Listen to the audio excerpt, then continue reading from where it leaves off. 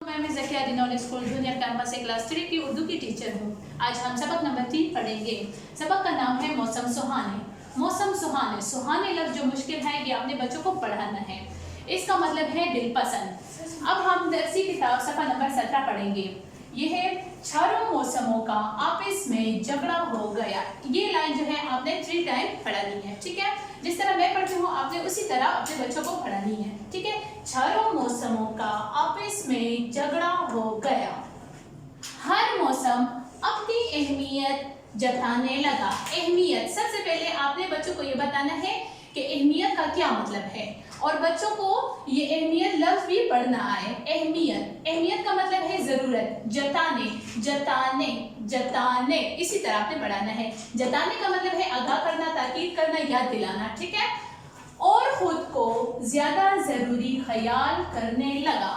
और खुद को ज़्यादा ज़रूरी ख्याल करने लगा। आखिर झगड़ा ज़्यादा बढ़ा। झगड़ा, झगड़ा, झगड़ा ज़्यादा बढ़ा तो उन्होंने सोचा कि बेहतर के झगड़ा करने से बेहतर है, अच्छा है किसी अक्लमंद बुजुर्ग से। अक्लमंद, सबसे पहले उनको अक्लमंद लफ्ज़ पढ़ना आए। अक्लमंद, अक्लमंद का मतलब है होशियार। बुजुर्ग जो हमारे बड़े होते हैं उनको बुजुर्ग कहते हैं। बुजुर्ग से फैसला करवा लिया जाए। शुक्रिया।